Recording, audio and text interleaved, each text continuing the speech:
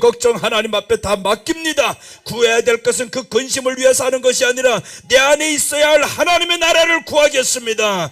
하나님의 뜻을 구하겠습니다. 하나님이 시간에 그 나라를 체험하게 하여 주옵소서.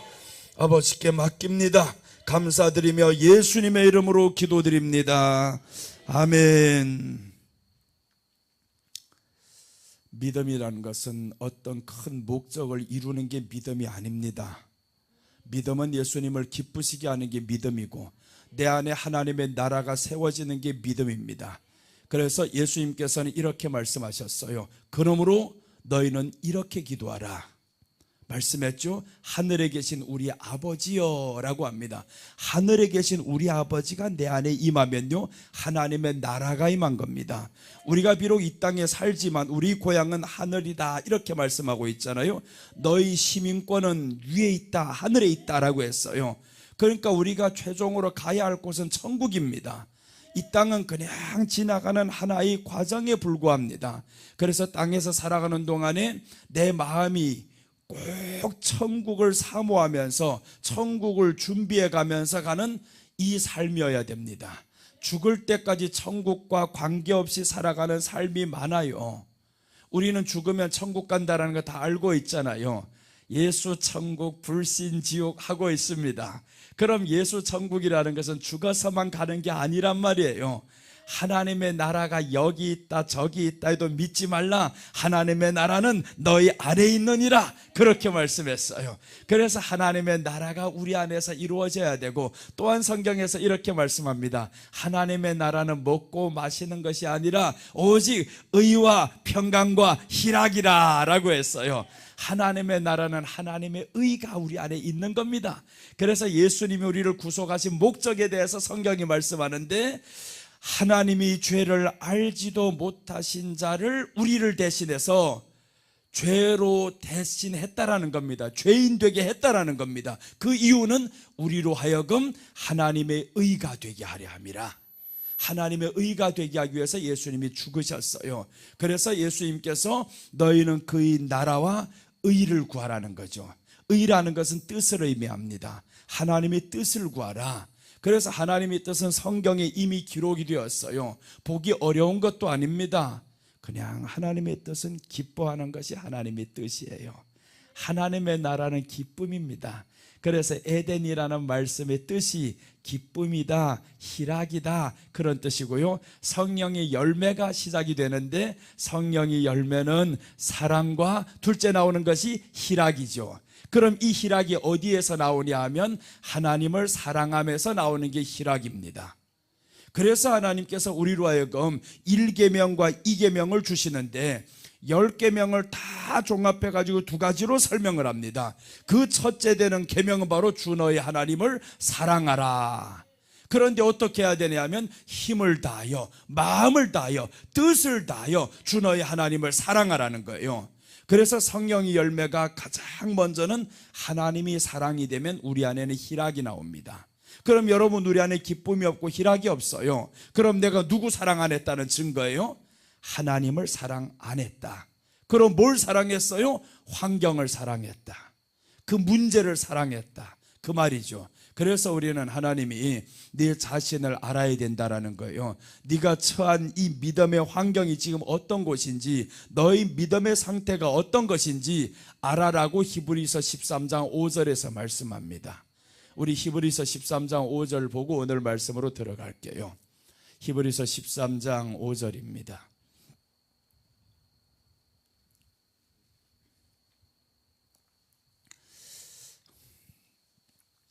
(13장 5절) 보시면, 돈을 사랑하지 말고 있는 바를 족한 줄로 알라. 그가 친히 말씀하시기를 내가 결코 너희를 버리지 아니하고 너희를 떠나지 아니하리라.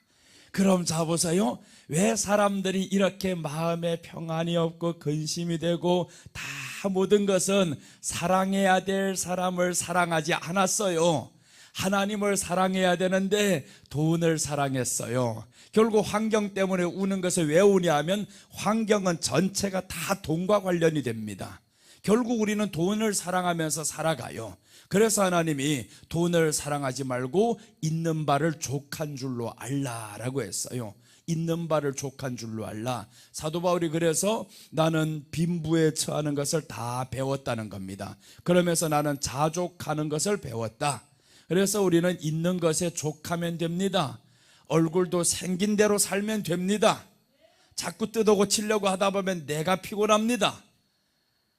그렇잖아요. 다 고치고 보니까 얼굴이 다 비슷비슷해요. 이제 그러다 보면 언제 들통이 나냐. 네 새끼가 나오면 들통이 났어요.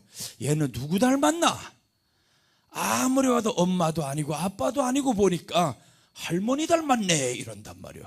할머니는 안 뜯어 고쳤어요.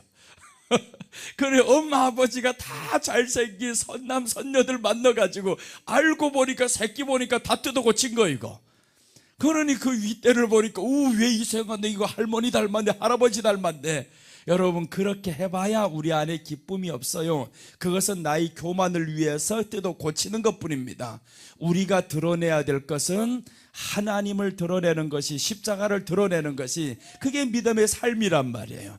그래서 오늘 돈을 사랑하지 않으면 우리 안에는 희락이 있습니다. 사랑해야 될 하나님을 사랑해야 되는데 하나님이 사랑이 아닌 돈을 사랑하다 보니까 희락이 없어요. 그래서 모든 희락은 누가 주냐 하면 돈이 주는 겁니다. 세상의 희락은 돈이 주는 거예요.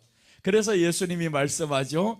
재물과 하나님을 겸하여 섬길 수 없느니라 라고 했어요. 그래서 예수님은 여기서 있는 것을 족한 줄로 여기라 하면서 그가 친히 말씀하시기를 내가 결코 너희를 버리지 아니하고 돈은 우리를 버립니다. 내가 그렇게 좋아하는 이 돈이 나를 언제 떠나갈지 몰라요. 한순간에 날아갈 수도 있는 게 이게 돈이란 말이에요. 그런데 나는 너를 결코 버리지 아니한다. 그러니까 이분을 우리가 사랑해야 된다라는 겁니다. 우리 믿음의 하루하루 지나가면서 예수님이 사랑이 되도록 계속 습관되고 훈련되고 해야 됩니다. 하루가 지났는데 예수님이 사랑이 안 돼요. 여러분 자녀가 태어났는데 태어나면서 엄마라고 부르지 않고 다른 집에 가서 자꾸 엄마 좋아 해봐봐요. 그러다가 어느 날 자기 엄마인 줄로 알았어요. 태어나서 똑똑한 애들은 자기 엄마 보고 자기 엄마를 한단 말이에요. 그러니까 엄마 불렀는데 죽을 때까지 엄마 사랑할 줄 몰라 이거. 효를 모르고 사랑할 줄 모르고 이런 자식이 끝내는 엄마가 죽으면 그때는 울어 이거. 그래서 우리는 예수 그리스도가 십자가에 죽을 때 울어야 됩니다. 예수님이 내 안에 들어왔을 때 내가 너를 구속했다 했을 때 감격으로 살아가야 되는 거예요. 그 감격이 없으면 엄마가 나를 향한 사랑을 모르면 얘는 살아가는 게 이기주의로 살아갑니다. 자기 중심으로 살아가요. 그래서 우리가 예수님이 사랑이 안 되면 내 중심으로 살아가고 예수님이 사랑이 되면 하나님 말씀이 거하는 대로 살아갑니다. 그래서 말씀이 우리 안에 거하는 것을 우리는 기쁘게 여기시기를 축복합니다. 그것이 복입니다. 복이 있는 사람이 누가 복이 있는 사람이라고 성경이 말씀하냐면 복이 있는 사람은 악인의 꾀를 따르지 않는다라는 거예요. 죄인의 길에 서지 않는다라는 겁니다. 오만한 자의 자리에 앉지 않는다라는 겁니다. 여러분 그럼 보세요. 복 있는 사람에게 복이 임하는 거예요. 내가 죄인의 길에 자꾸 서고 오만한 자의 자리에 앉고 그런데 이 사람이 복을 구하는 겁니다. 복이 안 와요. 화가 와요. 그런 사람들은 복을 구하면 안 됩니다. 오히려 두려워요. 복을 구하다가 하나님 보실까 봐 두려워요. 오히려 하나님 못 보시게 하는 게 낫지. 그냥 하나님 없는 공간에서 사는 게 더 나아 이 사람들은. 그런데 교회라고 하나님 앞에 나와가지고 복 있는 행동을 안 하면서 이 사람이 복을 구한대요. 그럼 하나님이 보시니까 너는 화가 있는데 너에게는 화가 임해야 되겠는데 하나님이 우리 중심을 아신단 말이에요. 그러니까 우리가 복 있는 사람이 되면 복은 따라오게 되어 있어요. 그래서 여러분 우리가 예수님을 사랑하면 무엇이 싫어지냐 하면 죄인의 길에 서는 게 싫어집니다. 내 안에서 나쁜 소리가 나오고 나쁜 생각하고 이런 것들이 싫어져요. 그래서 내가 나를 자랑하는 것이 언제 기쁘냐? 예수님이 없을 때는 자랑할 것이 없으면 우울해집니다. 그러니까 오늘 이 자리에 여러분들은 예수님을 사랑함으로 인해서 우울증 있는 사람 없으시기를 바랍니다. 나는 지금 혹시 있는데 나을 수 있어요. 바꾸면 돼. 우울증은 한순간에 났습니다. 우리 형수가 있어요. 저 먼 형수가 시어머니한테 500만 원을 맡겨놨어요. 그런데 이 시어머니가 아니 내가 갔는데 그 500만 원을 안 주는 거 이거. 그러니까 이 시어머니가 지금까지 자기 아들을 돌봐주고 했는데 어떻게 그 500만 원을 달라겠어요? 달라 못해. 그래서 가만히 언제 주나 보자, 언제 주나 보자. 그런데 10일이 지나고 한 달이 지나고 시어머니가 줄 생각을 안 해. 그러니까 이 마음이 부글부글 끓어가지고 그러다가 우울증이 와서 화병이 와버렸어요. 왜 이렇게 우울증이 왔고 왜 이렇게 짜증난 거고 병원에 가서 말했더니 그 병원에서 의사하고는 말하더라는 거예요. 이 마음이 사실 너무 괴롭고 너무 힘든데 시어머니에게 돈을 500만 원을 맡겨놨는데 어머니가 왜 이렇게 안 주는지 모르겠다고 달라소리도 안 했어요.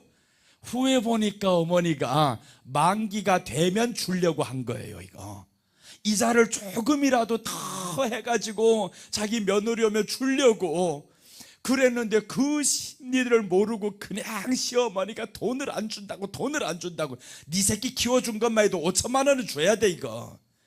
그런데 그런 생각은 안 합니다. 그냥 자기가 맡겨둔 생각만 하고 돈을 맡겨뒀다 그거 안 준다고. 그게 우리 모습이란 말이에요. 은혜를 모르니까 내 돈만 보이는 겁니다. 돈을 사랑하는 사람은요 하나님의 은혜를 모르면 돈을 사랑하게 돼 있어요. 그래서 우리는 하나님의 은혜를 알면 돈을 사랑하지 말고라고 시작하는 거예요. 그래서 우리는 하나님의 은혜를 알아갑시다. 날마다 하나님의 은혜를 알아가면 돈은 있는 줄로, 있는 것을 족한 줄로 여기게 되어 있습니다. 있는 게 족하죠. 아무리 있는 사람도요 잘 먹지 못하면 당신은 나보다 거지야. 있는 사람인데 이것도 못 먹고 저것도 못 먹고 왜 먹냐고 했더니 나는 당이 높아서 이거 먹지 말래요. 아무리 돈이 많은데 이게 안 좋고 저게 안 좋고 하다 보니까 먹을 게 없대요. 자기는 먹을 거 없는데 나는 없어서 못 먹는다. 아무거나 다 가져와 봐라. 다 맛있다. 먹는 게 얼마나 행복한데. 그럼 누가 더 잘 사는 사람이에요? 돈이 많다고 잘 사는 게 아니다 이 말이죠. 속 편해야 잘 먹잖아요. 속 편해야 편하게 사는 겁니다. 우리 안에 그 속은 하나님으로 채우시면 마음이 편해진다라고 말씀하죠. 그래서 요한복음 16장 33절에서 말씀합니다. 내가 이것을 너희에게 이름은 라고 시작하면서 야 너희는 두려워하지 말라는 거예요. 이제 이것을 너희에게 이르는 것은 너희로 내 안에서 평안을 누리게 하려 함이라. 여러분 이제는 주님 안에서 평안을 누려야 됩니다. 주님이 지금까지 15장까지 말씀을 다 해놓고 하시는 말씀이 내가 이것을 너희에게 이름은 평안을 누리게 하는데 어디서요? 내 안에서. 내 안에서. 예수님 안에서 평안을 누립니다. 그런 평안하지 않은 것은 예수님 밖에 있었다 그 말이죠. 그래서 우리는 말씀 조금만 알면 조금만 예수님께 관심을 두면 내가 안에 있는지 밖에 있는지 바로 들통이 납니다. 나를 알게 돼 있어요. 그래서 내가 있는 위치가 어디에 있는지 알아야 돌아설 수가 있습니다. 그 위치를 모르면 돌아서지 못해요. 계시록 2장 4절 한번 봐요. 어떻게 되어 있냐면 너희가 어디서 떨어졌는지를 생각하라는 겁니다. 어디서 떨어졌는지 안다라는 거죠. 네가 어떻게 해서 이렇게 된지 너는 알고 있다. 그걸 모르는 사람은 희망이 없습니다. 자, 그럼 봅니다. 그러므로 어디서 떨어졌는지를 생각하고 회개하여 처음 행위를 가지라. 에베소 교회는 초대교회를 예표합니다. 초대교회의 처음 행위는 예수님 사랑이었어요. 예수님 사랑해서 제자들 보세요. 다 순교합니다.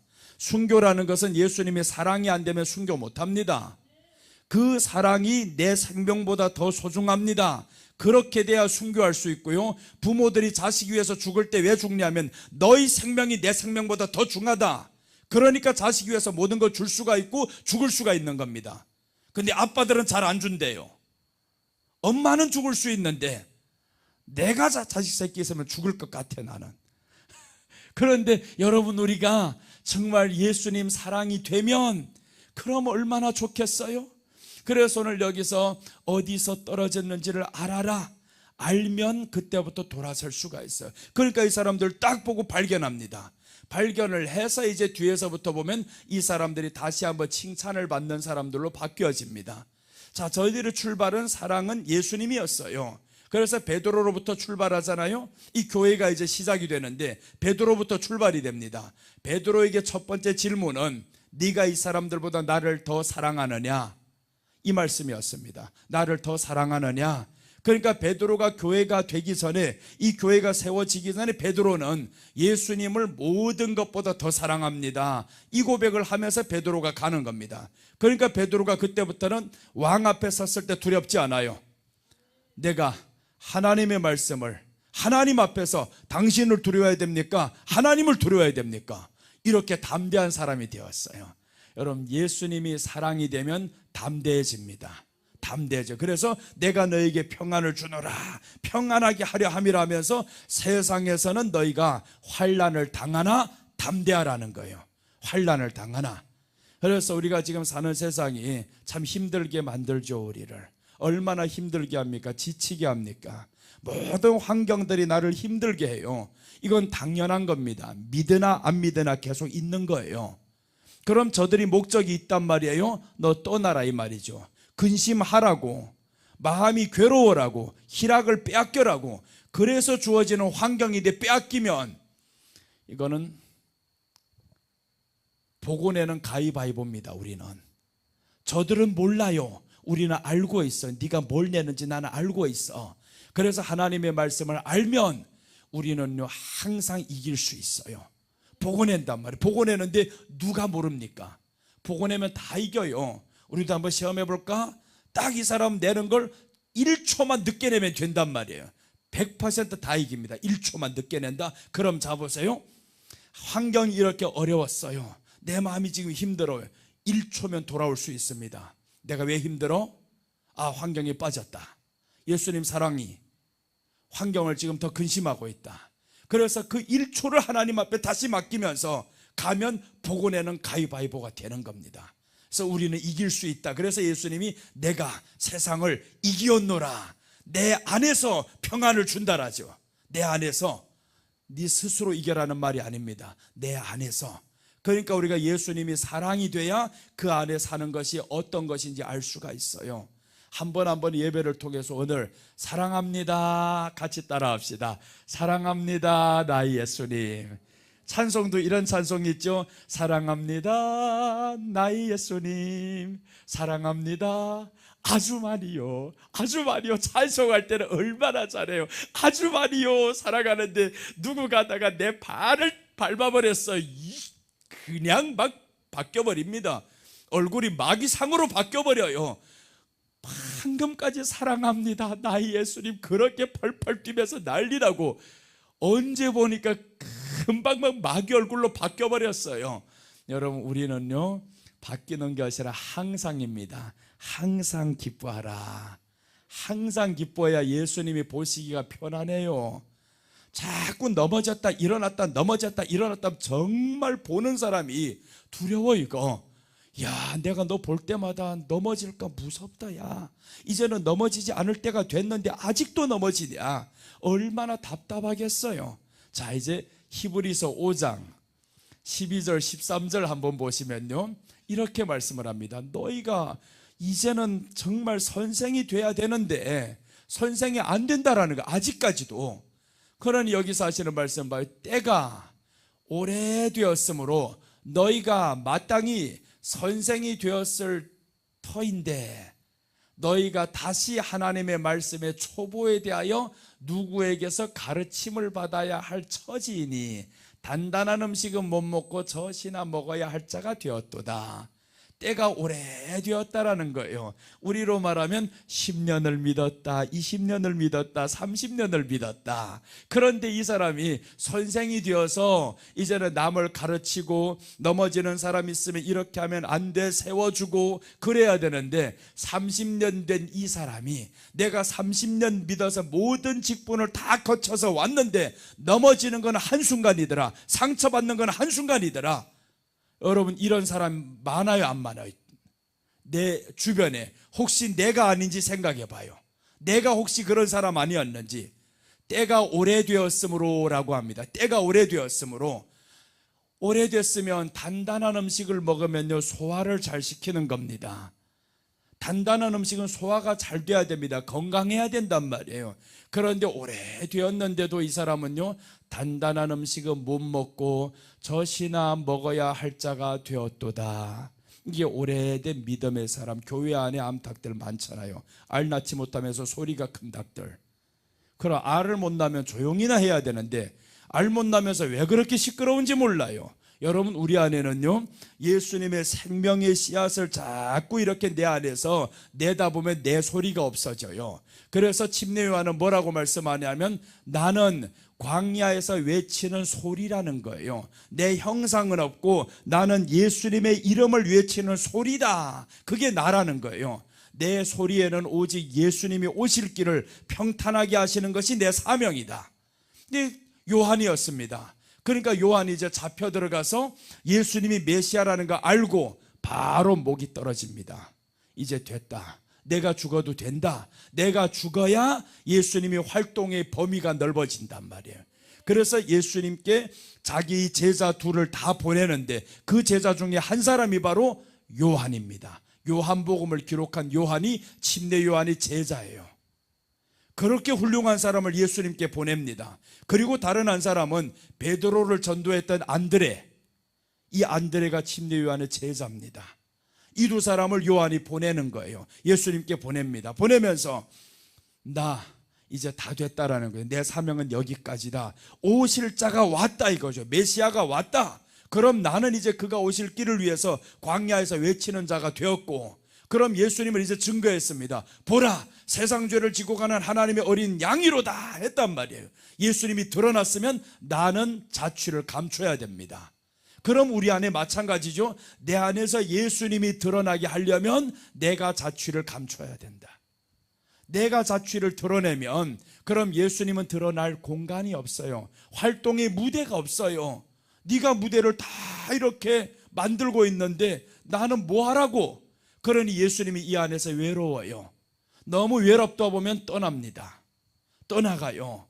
너 나 있는 듯 없는 듯 그렇게 생각하는데 있어야 할 이유가 없구나. 내가 너를 구속한 것이 이렇게 구원을 등한히 여겨라고 이렇게 한 것이냐. 그래서 이제 사도 바울 서신에 보면 이렇게 큰 구원을 받고도 등한히 여기는 사람은 마지막 그가 나타날 때 심판을 받으리라 라고 합니다. 마지막 그가 나타날 때 심판받아요. 그래서 우리가 큰 구원을 받았으면 등한히 여기지 맙시다. 등한히 여기면 안 돼요. 내가 이 큰 사랑을 받아놓고 어떻게 등한히 여기냐고요. 등한히 여기면 안 되죠.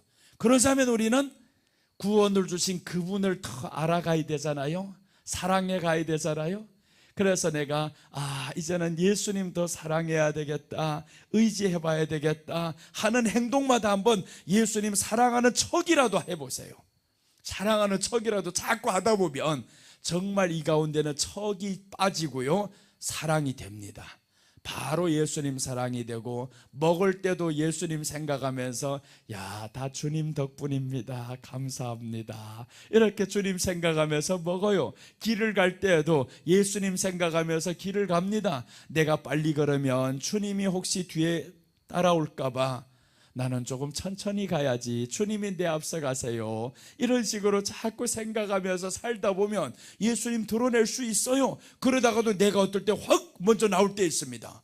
어머나 큰일 났다 큰일 났다 이러면 안 되지. 그래서 자신을 또 이제 기도하면서 앞에 나섰던 거 주님 용서해 주세요. 그게 에녹이었습니다.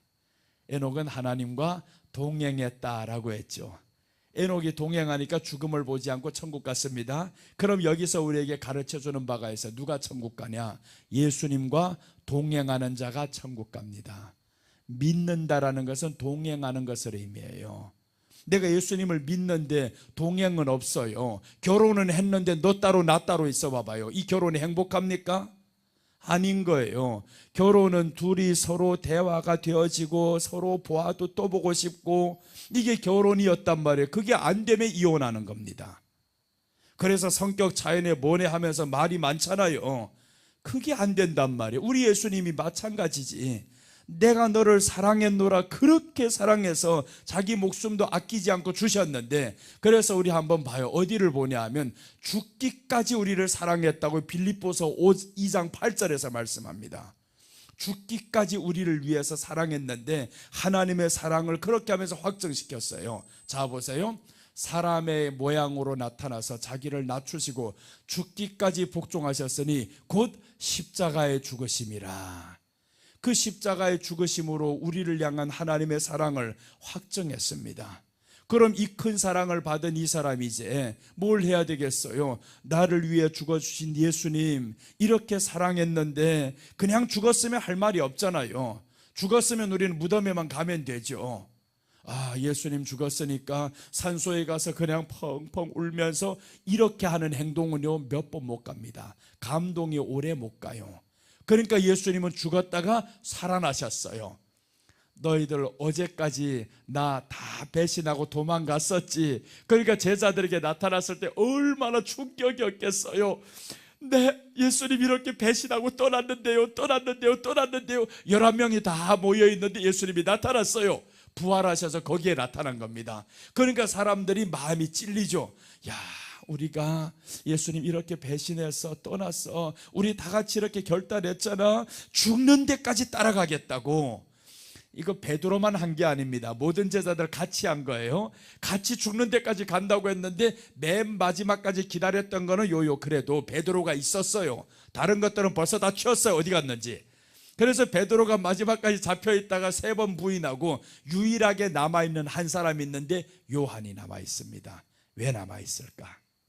요한이 왜 예수님 십자가를 끝까지 지켰을까? 알았던 거예요. 자기 스승 침례 요한을 통해서 들었거든요. 그분이 메시아다. 가라. 사람들이 나를 이렇게 지금 선지자라고 존경한다. 그런데 나보다 더 큰 이가 왔다. 그분이 바로 메시아고 나는 그의 신발끈 풀기도 감당하지 못한다. 그러니 가라는 거예요.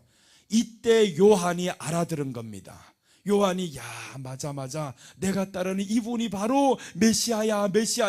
근데 다른 사람들이 직접적으로 이렇게 못 들었어요. 보기는 했는데 바른 가르침이 없었거든요.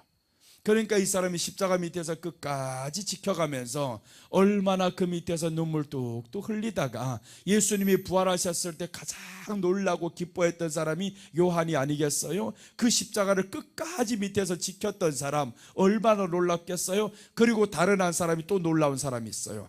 아리마대 요셉이 정말 이 사람은 놀랐을 겁니다. 제자들보다 더 놀랐을 거예요. 그 시체를 가서 달라고 했다고. 그래서 성경이 이렇게 말씀합니다. 아리마대 요셉이 당돌하게 가서 달란다라는 거예요. 당돌하게. 무서운 것도 있습니다. 그러나 당돌하게 가서 시체를 달라는 거예요. 그래서 이제 왕이 가서 확인해 보라는 겁니다. 죽었나 안 죽었나 보니까 확실히 죽었어요. 그러니까 이 사람이 이 시체를 안고 그 무덤에 들어갑니다. 자기가 그렇게 준비해둔 이 무덤에 예수님을 가져다 모셔놓는 겁니다. 예수님을 모셔놓고 자기 손으로 이렇게 무덤에 갔으니 얼마나 이 마음이 짠하고, 이렇게 죽었어. 하나님의 아들이었어. 이분이 알았어. 하나님의 아들이라는 거. 그래, 하나님의 아들이라는 거 알고 나니까, 그러니까 이 사람이 그때부터 이제 예수님이 부활해서 나타났을 때는 얼마나 좋았겠냐고요. 내가 손으로 매장했던 이분 하나님이요, 근데 살아났어. 하나님이 살아났다는 소식이 저희들에게 있어서는 가장 큰 복음이었습니다. 왜 떠났냐면 하나님이 죽었거든요. 메시아가 이렇게 죽었다. 우리가 그토록 믿고 있었던 우리 유대인이 왕이었었던 이 예수님, 이분이 어떻게 이렇게 죽을 수 있냐. 그것도 이렇게 비참하게 처참하게 죽는단 말이에요. 그러니까 사람들이 절망합니다. 다 떠나갑니다. 그런데 말씀을 알면 떠나지 않죠. 자, 오늘 해야 될 말씀이 이 말씀입니다. 대수 16장이요 대속죄일 규례입니다. 대속죄일 16장 이제 들어가겠습니다. 레위기 16장입니다. 1장 10절까지 대속죄일입니다. 대속죄일 규례.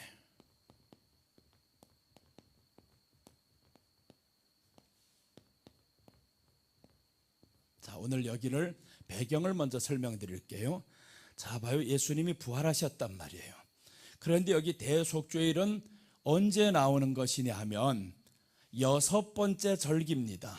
레위기 23장을 가면 7대 절기가 나와요. 그런데 16장에서는 대속죄일이 왜 여기에 끼워들었냐 하면 이 대속죄일이 무엇인가 알면 왜 여기에 있어야 되는지 알 수가 있어요. 자, 보시면 이제 7대 절기 중에서 맨 처음에는 유월절입니다. 유월절이 시작이 되는데 이것은 1월 14일입니다. 자, 14일 이렇게 시작이 됩니다. 유월절. 유월절은 우리가 다 알다시피 예수 그리스도의 십자가를 예표하는 게 유월절입니다.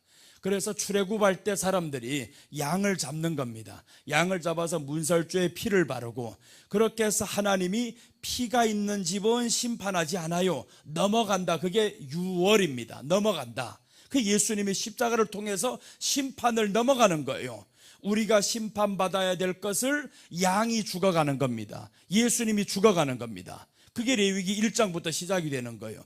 양이 죽었다, 소가 죽었다, 흠없는 소가 죽었다. 계속 죽입니다. 계속 죽여. 이게 반복이 될 때마다 사람들은요, 예수님이 우리를 위해서 이렇게 비참하게 죽어간다, 이 짐승이 이렇게 비참하게 죽어간다. 소 한 번 죽일 때 보면 정말 가슴이 짠합니다. 개 죽일 때도 가슴이 짠해요. 나 어릴 때 개 한 번 죽여봤어요. 우리 집 개를 많이 키우다 보니까 보신탕 막 하고, 그래서 이제 내년부터는 보신탕 못 먹게 생겼는데 요즘에 청년들은 보신탕 먹는다, 목사님 참 사람도 아니야 이럽니다. 그런데 이제 그때 보니까 개 죽일 때, 야, 얼마나 비참한지. 피가 툭 토하는데 이 개가 그냥 거기에서 팡팡팡팡 막 돌아가면서 죽지를 않아 제대로. 그럼 또 한 번 가서 목에다 팍 찔러대고. 왜 이렇게 잔인해 잔인해. 그런데 보세요, 그것보다 더 잔인한 게 소를 죽일 때입니다. 여기 유월절 레위기에서 소가 먼저 번제물로 나와요. 근데 소를 죽일 때는 한 방에 죽여야 됩니다. 그럼 한 방에 죽이는데 어디냐 하면 이 정수리 중앙으로 들어가야 되는데 여기가 뼈가 있어요. 이 홈으로 확 정확히 꽂아야 이게 들어가서 소가 가장 쉽게 편하게 죽는다는 거예요. 그러니까 이것을 아는 사람이, 계속 하던 사람은 정확히 찍을 수 있지만 하지 않던 사람 못 찍습니다. 그럼 잡아요, 소가 이렇게 잡혀 있단 말이에요. 누가 죽여야 되냐 하면 경험도 없는 죄인인 내가 소를 잡아야 됩니다. 제사장이 잡는 게 아니에요. 내가 잡아야 됩니다. 그럼 첫째 소가 왔을 때 잡는다고 우리가 긴 칼을 하나 들고 있어요. 그럼 소 한번 생각해 보세요. 여러분이 지금 소라고 한번 가설로 생각해 봐요. 이 긴 것 가지고 눈 뜨고 있는데 확 앞에 오면 가만히 있을 사람 있어요? 돌립니다. 칼이 오는 팍 순간에 확 돌린단 말이에요. 그럼 돌리면 어떻게, 중앙으로 들어가야 되는데 돌려버리니까 눈알이 팍 꽂히죠. 그게 예수님의 십자가에서 채찍에 맞는 겁니다. 채찍으로 확 돌리면요, 그 채찍에는 뼈 쪼가리를 이렇게 만들어 놔가지고 그게 어디에 가서 꼽히냐 하면 구멍 있는 데 가서 휙 돌다가 꼽혀버립니다. 그럼 가장 구멍이 어디가 있어요? 눈, 입, 코 다 찢어집니다. 그 모습인데 우리는 그냥 예수님의 그 순환 보면서 얼굴은 멀쩡하잖아요. 몸만 찔렸지. 아닙니다. 다 날아갑니다. 소가 죽을 때 보면 알아요. 소가 죽을 때 두 눈이 다 뽑히고요, 그렇게 하다 어디를 찍어대는지도 몰라. 온 얼굴에 다 피. 이렇게 죽었다 싶으면 가죽을 벗기라 이렇게 말씀합니다. 가죽을 벗기라. 그럼 소가 가죽을 벗길 때 죽어서 가죽을 벗기니까 괜찮지, 예수님은 살았을 때 벗김 당합니다. 살았을 때. 그래서 예수님이 옷 벗김을 당하잖아요. 이 옷 벗김을 당했다라는 것은 하나님의 아들로서 얼마나 큰 수치를 겪어야겠어요. 그렇게 만든 놈이 누구냐면 나라 이거죠. 내가 이렇게 찍어 죽이는 겁니다, 예수님을. 그래서 구약의 레위기를 통해서 보면 이 유월절이 그렇게 중요한 거예요. 그 유월절 죽어가는 그 양 때문에 하나님은 심판을 넘어갑니다. 너에게는 이렇게 양이 대신 죽어갔어. 그러니까 너희 죄가 얼마나 커도 그 죄보다 더 큰 것이 예수님의 구속이다라는 겁니다. 더 커요. 그러니까 우리가 이 은혜를 알면 6월절 십자가에 못 박히신 예수님 1월 14일입니다. 그래서 정확히 예수님은 6월절 날에 잡힙니다. 저 요한복음 13장 1절이 보면 이틀이 지나면 6월절이다 이렇게 나와요. 그럼 그날에 이제 이틀 지나면 예수님은 죽는다라는 거 알고 있죠. 나는 죽는다. 자, 한번 이렇게 나옵니다. 6월절 전에 예수께서 자기가 세상을 떠나 아버지께로 돌아가실 때가 이른 줄 아시고 세상에는 자기 사람들을 사랑하시되 끝까지 사랑하신다. 6월절 전에 자기가 세상을 떠날 것을 알아요. 죽음이 내일이라는 걸 안단 말이에요, 예수님이. 그래서 6월절에 잡히면 그 다음날에 죽는 겁니다. 금요일 날로. 그러니까 이틀 뒤면 내가 죽는다라는 걸 예수님이 알아요. 이때 이렇게 비참하게 죽는구나. 그래서 예수님이 이날 밤에 기도하러 가는 겁니다. 하나님, 이 잔을 내게서 옮기시면 안 될까요? 옮겨달라는 거예요. 비참하게 죽는 것도 있지만 모든 사람이 죄를 내가 다 감당해야 되니까 내가 극악 무도한 죄인이 되는 겁니다. 예수님이 그 죄인이 되는데 그걸 어떻게 감당하냐고. 그래서 옮겨달라고 하니까 하나님이 아니라는 거예요. 너는 죽어야 한다, 죽어야 한다. 그래서 아버지의 원대로 되기를 원합니다 라고 했더니 하나님이 그대로 진행시킵니다. 그래서 이 기도가 끝나고 났더니 벌써 몽둥이 들고 저것들이 왔어요. 그런데 가장 앞장섰던 사람이 누구냐면 자기 제자라고 했었던 그 가룟 유다, 내가 그렇게 믿어서 돈까지 다 맡겼던 이놈이 가장 앞장섰던 거예요. 돈 맡았던 사람. 교회 안에서도 보세요. 누가 대적하냐면 돈 맡았던 이 사람이 대적합니다. 이게 얼마나 비참한 일이에요. 그러니까 돈 때문에 결국에 서로 대적하고 죽이고, 가룟 유다가 이렇게 죽일 때 예수님은요, 네가 할 일을 하라는 거예요. 친구요, 네가 할 일을 하라라고 말씀합니다. 나는 정한 대로 가거니와 너는 화가 있다라고 하죠. 여러분, 우리가 이 6월절 예수님 이렇게 묘사하고 해서 6월절 이렇게 예수님 잡힙니다. 그리고 이제 두 번째는 무교절입니다. 무교절은 1월 15일 날입니다. 15일 날이 무교절인데 예수님이 죽고 어디에 들어가냐면 무덤에 들어가는 날이 무교절입니다. 그래서 여기는 십자가라는 거예요. 여기는 십자가, 여기는 무덤입니다. 예수님의 무덤. 이렇게 해서 예수님이 무덤에 들어갔어요. 그 다음에 여기에 초실절이 나와요. 이 7대 절기가 나오는데 초실절 16일입니다 16일. 그러니까 여기부터 3일이 되는 날이 초실절입니다. 그럼 여기서 예수님이 죽어서 무덤에 들어갔다 3일 만에 부활하사라고 하죠. 그러니까 초실절은 무슨 날이냐면 부활절, 예수님의 부활이다 이런 뜻이죠. 주님이 부활하셨다. 그 다음에 이제 구약에서 또 나오는데 여기에서 50일이 지납니다. 여기서 이렇게 먼저 50일이 지나요. 이제 여기 이제 이렇게 해서 보자. 여기서 50일 후 50일째 되는 날입니다. 50일째 되는 날이 여기가 뭐냐 하면 77절이다 이렇게 말씀해요. 77절이다. 77절이라는 겁니다. 그럼 77절이 뭐냐 하면, 자 보세요. 예수님이 부활을 하시고 50일 뒤에 누가 와요? 성령님이 왔단 말이에요. 성령님이 왔어요. 그럼 여기는 무엇일까? 오순절이다 이 말이죠. 오순절 예표다. 성령님이 임하심을 예표하는 것이다. 그리고 이렇게 되면 77절 지난 후에 무엇이 있냐면 이 중간기가 있는데 넉 달 농사가 있어요. 넉 달 농사입니다. 이 가운데 이렇게 해서 여기서 지나가면서 넉 달 농사가 끝나고 이제 나팔절이 나와요. 그럼 자 봅니다. 50일 후에 성령님이 임하고 여기는 넉 달 농사는 신약교회 시대입니다. 신약교회 시대. 이렇게 교회가 복음을 전달하는 시대가 옵니다. 복음을 전달하는 시대가 이렇게 넉 달 농사로 이렇게 표현됩니다. 그래서 예수님이 복음을 전하러 계속 다닙니다. 넉 달 농사. 그래서 요한복음 4장 38절이 이 말씀을 하는 겁니다. 요한복음 4장 38절이 바로 넉 달 농사 기간이다. 추수할 때가 됐다. 다 희어졌다. 이런 말씀을 하면서 넉 달 농사를 말합니다. 자, 이렇게 신약교회가 복음 이제 전파하면서 일을 합니다. 그 다음에 여기에서 나오는 게 다섯째입니다.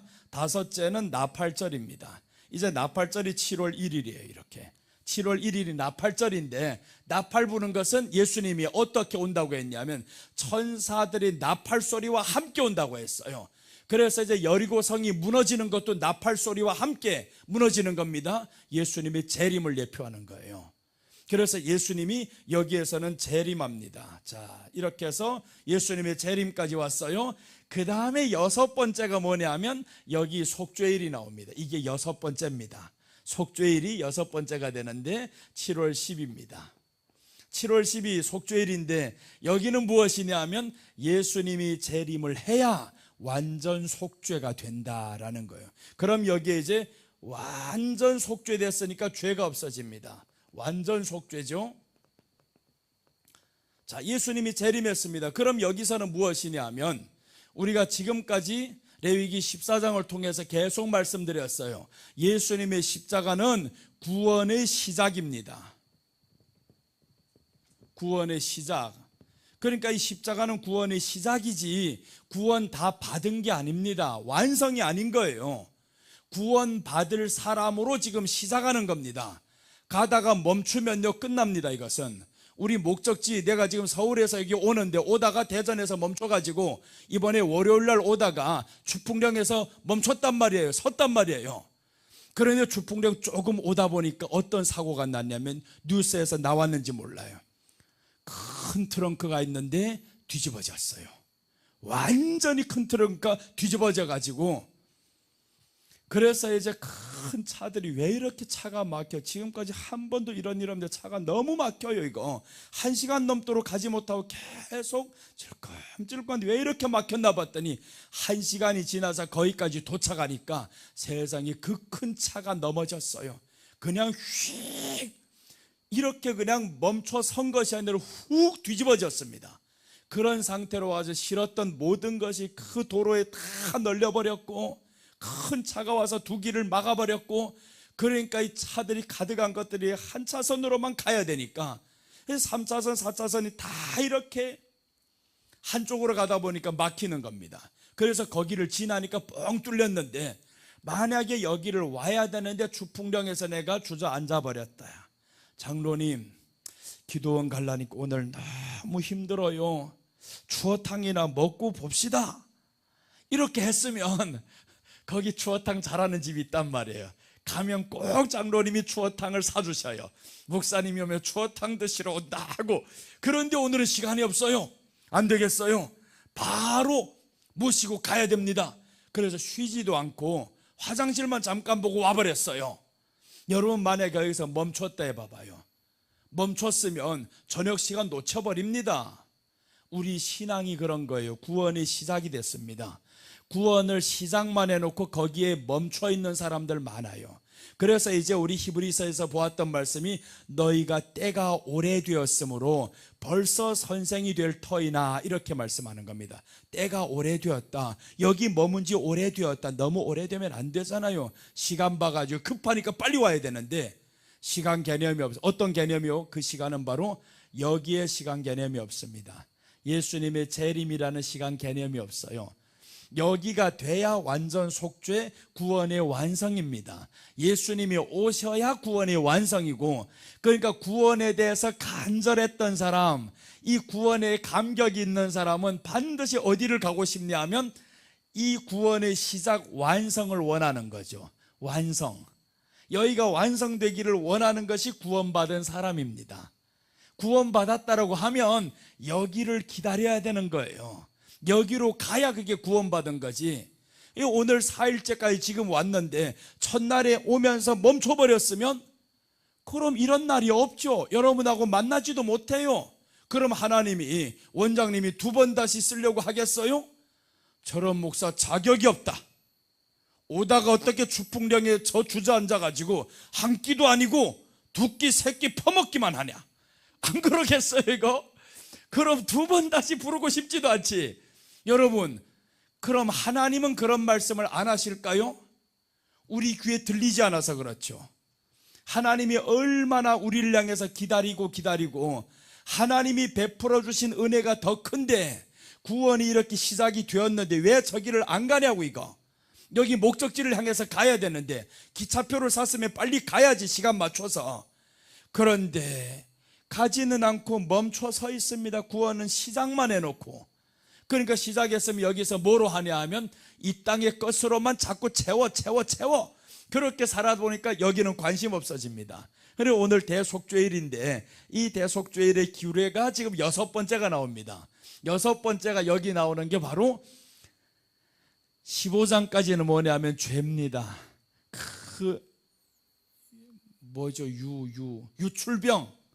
유출병, 나병, 이런 죄악된 추악한 것들, 흉측한 것들 다 보여줬어요. 그럼 이렇게 흉측한 죄를 가지고 있는 사람이 기다리는 건 뭐겠어요? 내 이 흉측한 죄를 누가 나를 건져줄까 기다린단 말이에요. 기다려서 이 사람이 여기에서 드디어 구원이 시작이 되었어요. 이것이 깨끗하게 되었어. 그런데 예수님은 이렇게 말씀합니다. 여기서 멈춰 있는 것이 아니라 다시는 그 죄를 짓지 말라는 거예요. 다시는 그 죄 짓지 마라. 그러니까 어디로 가야 되냐 하면 거룩으로 가라, 그 말이죠. 깨끗하기만 했다고 될 문제 아니야. 구원의 시작으로만 됐다고 될 문제 아니라 거룩으로 가야 된다. 그것을 구원을 이루는 과정이 바로 여기부터 여기까지 다 합니다. 그래서 이 구원을 이루라고 부활절 이후에 성령님이 오시는 거예요. 이 구원을 이루게 하려고. 성령님이 그냥 우리를 유익하게 만들려고 오는 게 아닙니다. 성령을 주신 이유가 우리를 구원을 이루어서 여기 시작을 했으면 마쳐야 되잖아요. 그래서 우리가 성령을 따라서 가다 보면 여기 재림까지 오는데, 근데 성령 따라 가지 않았던 사람이 마태복음 25장에 보니까 기름이 떨어져 가는 사람, 성령의 인도를 거부하는 사람, 인도가 무엇인지도 모르는 사람, 이런 사람은 기름이 떨어진 사람입니다. 기름이 떨어진 사람. 그럼 이 사람들 마지막 올 때는 파는 자들에게 가서 사라. 누가 팝니까? 파는 사람이 없지. 지금 기름을 채워야 할 때 채워야 됩니다. 그냥 기름 채워주세요 그러면 안 된단 말이에요. 구원의 시작을 주님께 이렇게 내가 시작했으면 성령이여 이 구원을 이루어 가기를 원하는데 나를 맡깁니다 해야죠. 나를 맡겨서 이제 여기 그 목적지까지 가기를 원합니다. 이 재림이 와야 그 다음에 완전 속죄가 됩니다. 내가 이제 죄를 완전히 벗어날 수 있어요. 더 이상의 죄를 안 집니다. 몸부림칠 필요도 없어요. 이미 예수님은 재림하셔서 완전히 죄를 없애어 주셨습니다. 여기는 죄를 없애어 준 게 아닙니다. 여러분 지금 죄가 있어요? 죄가 없다 하는 사람 한번 손 들어봐요. 그래서 성경이 이렇게 말씀합니다. 너희 중에 죄가 없다 하면 거짓말이니라, 이렇게 말씀을 해요. 죄가 없다 하는 사람은 거짓말. 죄가 있어요. 로마서 4장 7절을 보면 우리는 어떻게 했냐면 죄가 없는 것이 아니라 로마서 4장 7절 한번 봐봐요. 우리가 자꾸 죄가 없다는 거예요. 나는 예수님 믿었으니 죄 사함 받아서 죄가 없어. 근데 성경은 그렇게 말씀 안 해요. 자, 성경이 어떻게 말씀하는가 봐요. 불법이 사함을 받고 죄가 가려짐을 받는 자는 복이 있고라고 했죠. 죄가 어떻게 된다고요? 가려졌다라는 것은 없애버렸다는 게 아닙니다. 가려준 거예요. 지금 그냥 예수님의 보혈로 우리를 가려버렸습니다. 그러니까 죄는 여전히 내 안에 있는데 너를 가려주셨다. 그러니까 가려주신 이 예수님을 우리는 떠나서는 아무것도 할 수 없다, 성경이 나오죠. 그래서 예수님이 하시는 말씀이 너희가 나를 떠나서는 아무것도 할 수 없느니라. 가지가 밖에 버려져서 불에 사르느니라 했는데 누가 사르냐 하면 밖에 사람들이 나를 살라버립니다. 여러분 우리가 예수님을 버리고 나가면 밖에 가면 밟히옵니다. 지금은 밟히는 게 아닙니다. 핍박하죠. 환란이 있죠. 그런데 두려워하지 말라잖아요. 환란을 당하나 두려워하지 말라. 이긴다. 담대하라. 그러니까 우리는 세상 두려워할 필요는 없어요. 나는 세상을 이긴 사람이다. 예수님이 내 안에 있으니 여러분은 이겼습니다. 이겼다고 자꾸 해야지 자꾸 진다고 하면 되겠어요? 나는 이제 이깁니다. 예수님 안에서 이겼습니다. 환경이 이렇게 되어도 반드시 환경을 내가 초월해서 나갈 겁니다. 그래서 환경 바꿔달라 소리 할 필요 없어요. 너는 그대로 있어. 내가 나를 바꿔. 여러분 환경 바꾸는 것보다 누구 바꾸는 게 쉬워요? 내가 바꾸는 게 더 쉬워요. 그래서 우리 주님은 환경 바꾸러 오신 주님이 아니라 나를 바꾸러 오신 거예요. 나를 바꾸러. 우리 신분을 바꾸러 왔단 말이에요. 너 이제는 마귀의 종이 아니라 하나님의 종이 되었다. 환경의 종이 아니라, 질병의 종이 아니라 하나님의 종이 되었다. 그러니까 죽음도 초월, 질병도 초월, 다 초월합니다. 만약에 질병 하나님이 고쳐주셨다, 다 아픈 사람 없다 하면 다윗이 병들어 죽으면 안 됩니다. 다윗이 70세가 되어서 병들어서 죽어요. 그렇게 믿음 좋던 사람이 병들어 죽는단 말이에요. 그럼 우리가 죽음도 하나님 앞에서 기쁨으로 받아들이는 겁니다. 우리 죽음은 새로운 시작이고 영원을 향해서 가는 길이란 말이에요. 그걸 알면 죽음이 두렵지 않아요. 오늘의 끝이 아니라 진정한 시작이 된다. 영원한 시작이 된다. 자, 그 다음에 여기에서 재림입니다. 재림에 와서 중요한 이유가 있어요. 왜 예수님이 재림을 하셔야 되냐 하면, 재림을 해야 지금까지 천국 가 있는 사람들은 영만 들어가 있어요. 영만 들어가 있습니다. 그런데 재림을 하시면 영과 육이 같이 들어가요. 이게 기분 좋은 일이란 말이에요. 영은 먹지 못한다고 성경에 말씀합니다. 세상의 모든 삶의 쾌락이 먹는 데 있습니다. 잘 먹고 맛있는 거 먹고 하면 기분 좋아요. 어디 가서 가득 상 차렸는데 입맛이 하나도 안 맞아. 이거 기분 없어집니다. 그냥 이것도 다 맞고 하면 기분이 너무 좋아요. 근데 내가 싫어하는 것들만 골라서 다 해버렸어. 그러면 어떡하겠어요? 이거 기분 나빠요. 하나님은 우리에게 좋은 것을 주신다 했고, 그래서 예수님이 부활하시고 제자들에게 뭐라고 했냐면, 고기 가져오라는 거예요. 물고기 있어 가져와봐. 그래서 지금 나오는 물고기를 숯불에 구워주셨잖아요. 근데 지금은 물고기 숯불에 굽지 않고 괜히 돼지고기, 소고기 숯불에서 구워 먹어서 난리 났지. 생각해보니까 숯불이라는 게 너무 좋아요, 사람들. 성경에서는 고기, 그 물고기를 숯불에 구워주니까 베드로가 먹어보고 얼마나 맛있었으면, 그 숯불에 그때까지는 몰랐단 말이에요. 예수님의 새로운 방법을 가르쳐 주세요. 내가 부활했으니 이제 한번 같이 먹자. 그러니까 천국 가면 먹는 게 많아요. 달마다 과일이 열잖아요. 달마다 과일, 계속 보지도 못한 과일들이 계속 열려요. 그럼 우리가 심심할 시간이 없어요. 가면서 예수님, 이 과일 이름이 뭐예요? 그럼 예수님이 그것도 몰라? 아담하고 물어봐라. 아담이 모든 거 지을 때 다 있었어. 이름 져줬어. 그럼 아담에게 물어봐. 아담이 얼마나 신나겠어. 그래 내가 미안하다. 내가 그 선악과 처먹어서 고생했지 니네들. 그렇게 안 하겠어요? 그럼 아담하고 이야기하는 이런 재미랑 생각해보면요, 상상 속에 빠지면 너무너무 좋아요. 아담 잘난 척 못합니다. 나 때문에 니들이 고생했다 그러죠. 그럼 우리가 물어보면 아담은 다 가르쳐 줄 거잖아요. 이 과일 다음 달에는 무슨 과일이 나는지 알아? 몰라요. 12번 과일이 나는 거 나 봤어. 그래서 12번 과일이 나오면서 이런 것들, 새로운 것들 자꾸 먹여주면, 여러분 과일요 못 먹어보는 거 진짜 먹으면 맛있어요. 그런 과일 한번 탁 먹고, 두리안은 나는 안 먹는데 두리안 좋아하는 사람들이 있더만요. 그냥 두리안이라 하면 얼마나 좋아하고, 그게 비싸서 우리가 못 먹지. 지금 우리 파는데 뭐 6만 원 7만 원에 한 통에 이거. 그거 누가 사 먹겠어? 돈이 많으면 그냥 한 차채로 가져다가 내가 원장님 사다 주겠다 이거. 좋아한단 말이에요. 이런 두리안, 이런 과일보다 더 맛있는 과일들이 천국에 주렁주렁 많다는데, 그런데 죽지도 않는데요. 얼마나 좋아요. 그래서 이제 우리 영과 혼과 모든 것이 같이 여기에 들어갑니다.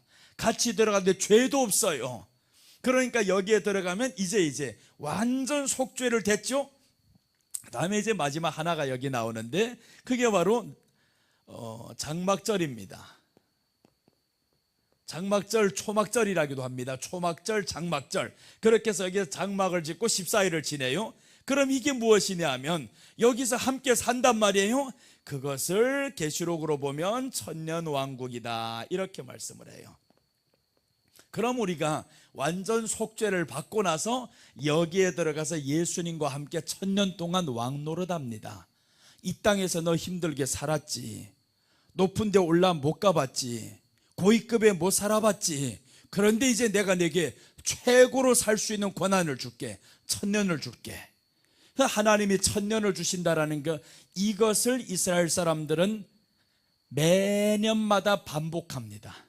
매년마다 반복해서 살아야 되는데, 이 뜻을 모르고 그 다음에 반복. 처음에는 알았죠. 시작할 때는 알았는데 10번, 20번, 100번, 1000번 반복하다 보니까 감격이 사라졌어요. 그러니까 이제 가다 보면 뭐가 사라지냐면 여기서 번제를 드려야 되는데 번제 한번 드릴 때마다 너무 힘들거든요. 대충 드려 이렇게 되는 겁니다. 예배도 보세요. 우리가 드리다 보면 대충 드리게 됩니다. 그냥 정성도 없고 성리도 없이 그렇게 드리다 보면 안 되죠. 그래서 우리가 한 번 한 번 예배 드릴 때마다 이 마음이 새로워져야 됩니다. 자꾸 새로워져. 하나님은 그래서 하늘나라에서는 항상 새로운 거예요. 은혜는 그래서 영원히 새롭습니다. 하나님 말씀 읽을 때마다 보면요, 100독 정도 하면 어떻게 되냐 하면 다음 장이 뭐인지 알려. 이게 다음 장이 뭐인지 보입니다. 그냥 나는 눈만 감고 있어도 창세기의 몇 장 몇 절이 어디까지 이렇게 쭉 주어진다, 이 장이 어디까지 간다, 이게 보여요. 눈만 감으면 이게 보인단 말이에요. 이렇게 가는데 한 번 읽고 두 번 읽고 다시 읽어도요 또 새롭게 보입니다.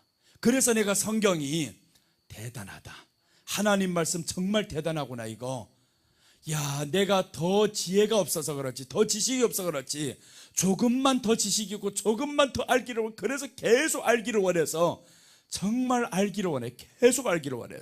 이번 9월 달까지면 삼독제를 마쳤어. 이거 3번을 읽어야 됩니다. 나는 하나님께 약속을 해. 1년에 5도 가겠습니다. 그렇게 3개월에 한 번씩 읽는단 말이에요. 3개월에 한 번 읽으면 4번이죠 우리 교회에서 전체적으로 같이 읽습니다. 또 1독을 해나가요. 그럼 1년에 5번을 읽어요. 그런데 한 번 읽을 때마다 소홀히 안 합니다. 또 한 번 창세기, 이제 내일부터는 창세기를 들어가요. 여기에 와서 지금 계시록까지 다 읽었어요. 다 읽고 이제 창세기를 간단 말이에요. 그런데 가보면 또 새로운 거 발견합니다. 그렇게 한 장 한 장 다 보이는 것 같은데 새로운 거 발견하면 어떻게 되냐 하면 신약과 구약이 막 짝지어서 연결이 돼요. 그래서 지금 설교하다 보면 여기 갔다가 저기 갔다가 막 연결이 되는데 그게 그냥 막 나오는 게 아닙니다. 연결이 훅 되어버려요. 하나님 말씀 읽으면 읽을수록 이렇게 되면 새롭게 보입니다. 또 새롭게, 또 새롭게. 그러는 순간에 하나님의 말씀이 위대하심에 나는 놀라죠. 야, 이 말씀이 무궁무진하다. 안 보이는 사람 왜 안 보일까? 사모를 안 해서 안 보입니다. 10번, 20번 보면 보이게 되어 있어요. 그래도 더 안 보이면 또 듣고 또 배우고 하세요. 보입니다. 반드시 되게 됩니다. 재밌는 드라마도 보세요. 한 번 보면 끝까지 다 봐야 됩니다. 나는 요즘에 시험 들었어요. 누구한테나 하면 저 SBS한테 시험 들었어요. 이거 그게 뭐냐면 내가 잘 보는 프로그램이 하나 있어요. 우리 저 목사님이 어디 있어요? 저 목사님 딸 애들이 있어요. 둘이. 얘네들 뭘 좋아하냐면 골대녀라고 혹시 아세요? 그 골대녀, 그 안에서 내가 빠진 인물이 하나 있는데 처음에 그걸 너무 보다가 재밌어요. 너무 재밌고, 그래서 그 안에 축구 잘하는 애가 하나, 키 작은 애가 있어요. 우리 집사람이 키 작으니까 나도 유독 키 작은 사람만 잘 보여요. 이거 그런데 얘가 너무 잘하다가 새로운 인물이 하나 등장했어요. 일본에서 온 애가. 얘가 마음도 착하는데 축구도 잘한다. 마지막에 결승전에서 내가 그렇게 좋아하던 이영표가, 이 사람이 그냥 개판 쳐가지고 한 사람 축구도 못하게 해가지고 자기가 이겨버렸어요. 그 이후로부터 시험 들어서 안 봐. 이거 내가 보면 사람 아니다 그랬는데 이번 주 또 봤어요. 당신한테는 그렇지. 그런데 왜 봤냐면 보다 보니까 재밌어. 이거 재밌는 거 별거 아닌데 그렇게 시험 들었어도 내가 다시 이제 보나 봐라 했는데 또 다시 보니까 재미있어. 잘하는 건 아닙니다. 잘하는 건 아닌데 왜 이렇게 빠질까? 왜 이렇게 재밌을까? 여러분, 우리가 마음을 두고 보면요, 그 안에 집중. 우리 집사람은 한 번도 안 봐요. 그게 뭐라고 보냐고. 재미도 없구만요. 여자들이 나와 잘도 못하는 그게 뭐 그렇게 재밌냐고. 잘하는 거 보는 게 아니에요. 그거 나도 왜 보는지 모르겠어. 의미 없이 재밌어요. 그냥 다 끝나면 아무도 의미도 없어. 의미도 없이 재밌단 말이에요. 그런데 성경은 의미가 있게 재밌어요. 너무너무 재밌고, 그렇게 하다 보니까 이게 성경 한 번 읽을 때마다 기대가 됩니다. 다음번 읽을 때는 야, 어떤 새로운 것들이 또 보일까? 그래서 이제 줄 치다가 너무 쳐가지고 이 성경이 아까워서 지금 안 치고 있어. 이거는 이 성경 더 치고 나면 버려야 됩니다. 이제 못 들고 다녀요, 이거는. 그래서 이제는 더 이상 안 봐, 이 성경은. 이 성경 원장님이 25년 전에 나한테 준 거예요. 친필 사인해 가지고. 그래서 이 성경에 이제 안 봅니다. 딱 이렇게 설교용으로만 들고 다니는 성경입니다. 그렇게 해서 여러분, 우리가 하나님 말씀을 좋아하고 사랑하고 하면 누가 좋아하겠어요? 하나님이 좋아하죠. 나도 하나님이 좋아집니다. 예수님이 좋아지고. 그래서 여기서 우리가 구원의 시작, 이 구원의 시작이 되면 오늘은 여기입니다. 대속죄일 규례가 여기 완전 속죄가 되는데 이 날을 기다립니다. 누구요? 14장과 15장에 있는 사람들, 나병에 걸렸던 사람들, 유출병에 걸려서 완전 추악하고 그렇게 나쁜 죄들이 다 나를 지금 힘들게 했던 것들, 이제 구원이라고 시작이 되었는데, 그러니까 이런 사람들은 완성을 기다리는 겁니다. 그래서 우리로 하여금 예수님 믿을 때 나는 죄인입니다 라고 영접기도하게 만들어요. 영접기도가 그냥 예수님 믿습니다 아니잖아요. 나는 죄인입니다 고백하죠. 죄인이라고 고백하면 이 죄인은요, 이 죄가 없어지기를, 지금 죄가 가려졌으니까 죄가 없어지기를 사람들은 기대해야 하는 게 이게 죄인입니다. 근데 죄가 없어지기를 하나도 기대 안 하고 그냥 있어요. 그럼 죄인이 아니라는 거죠. 나는 죄인이니까 이 죄인이 누구를 향해서 죄를 헐뜯고 할 자격이 없어요. 나는 그냥 죄가 가려짐을 받은 사람, 그러니까 죄가 있는데 가려졌으니까 얼마나 고마워요. 그러니 예수님이 고맙지. 내 죄의 크기를 알면 예수님의 은혜가 커집니다. 내 죄의 크기를 모르면 그럼 예수님의 은혜도 별것처럼 생각지 않아요. 당신이 오든 말든 난 이대로 그냥 믿음 생활해요, 이렇게 가는 거죠.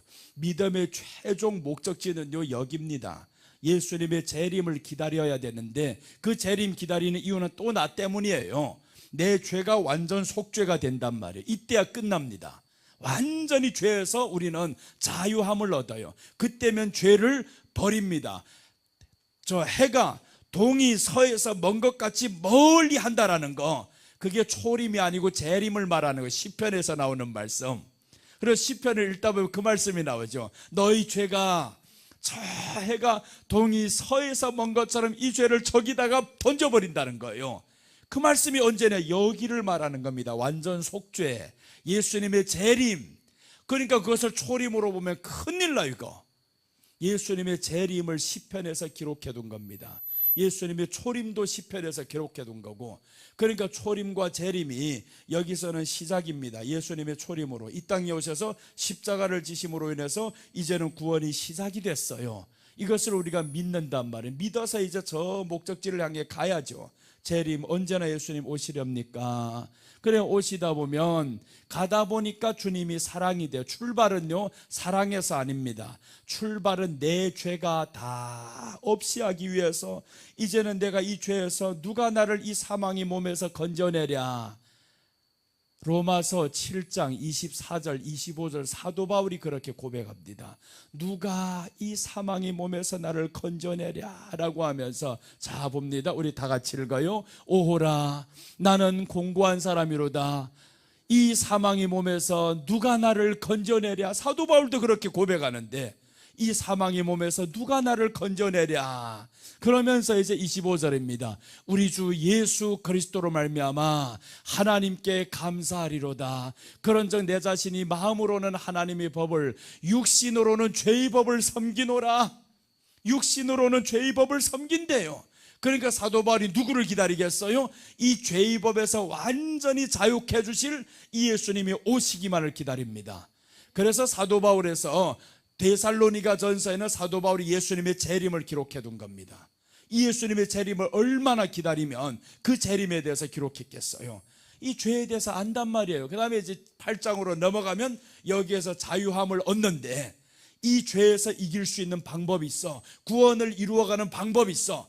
그 말씀을 하는 게 8장입니다 8장 1절 2절만 더 볼게요. 8장에 보시면 봐요. 그러므로라는 것은 7장에서 이어오는 내용이죠. 지금 그러므로 이제 그리스도 예수 안에 있는 자에게는 결코 정죄함이 없다. 자 보세요. 죄가 없어서 정죄함이 없는 게 아닙니다. 육신으로는 나는 지금 죄의 법을 따르고 있어요. 그런데 정죄함이 없다라는 거예요. 예수님 안에 있으니까 가려 주셨어요. 그 다음에 2절입니다. 2절 보시면 이렇게 말씀하죠. 이는 그리스도 안에 있는 생명의 성령의 법이 죄와 사망의 법에서 너희를 해방하였습니다. 그러니까 그리스도 안에 있는 성령의 법이라는 게 우리에게 성령을 주셔서 그리스도 안에 있는 법은 하나님을 사랑하게 만들어요. 그래서 율법의 모든 결과는 하나님 사랑입니다. 구약에서 하나님을 사랑 안에서 사람들이 떠나간 거예요. 하나님 사랑하는 방법은 무엇이냐면 호세아 4장 6절입니다. 하나님 사랑하는 방법, 거기서 이렇게 말씀해요. 이제 호세아 4장 6절을 볼게요. 어떻게 나오냐면 여기서 이렇게 말씀합니다. 내 백성이 지식이 없으므로 망하는도다. 네가 지식을 버렸으니 나도 너를 버려 내 제사장이 되지 못하게 할 것이요 네가 네 하나님의 율법을 잊었으니 나도 네 자녀들을 잊어버리리라. 네가 지식을 버렸다라는 거예요. 지식을 버렸다라는 것은 하나님을 아는 지식을 버린 겁니다. 알려고 안 했다 그 말이죠. 네가 제사장인데 하나님을 아는 지식을 버렸다라는 겁니다. 처음부터 알아가는 게 아닙니다. 그래서 아이들 태어나면 글자 하나 둘부터 시작해서 가르치잖아요. 가르쳐야 됩니다. 오늘 여기서 지식을 버렸다. 그 지식이 뭐냐 봤더니 율법을 버렸다라는 거예요. 하나님의 말씀을 버렸어요. 그러니까 나도 너를 버리겠다. 그래서 오늘 여기서 이렇게 말씀하죠. 네가 지식을 버렸으니 합니다. 나도 너를 버려 내 제사장이 되지 못하게 할 것이요 네가 네 하나님의 율법을 잊었으니 나도 네 자녀들을 잊어버리리라. 그럼 이 말씀인 거예요. 우리는 지금 하나님의 말씀을 통해서 여기서 구원이 시작이 되었습니다. 그럼 여기에서 구원을 시작하게 하신 예수님, 그분을 향한 지식 버리면 안 된단 말이에요. 그럼 나를 구원해 주신 이 예수님이 알고 싶어져야 되잖아요. 내가 지금 집에 갈 때 누군가가 내 사무실 앞에 저 지금 숙소 앞에다가 큰 트렁크에다가 뭐를 가득히 채워서 놨어요.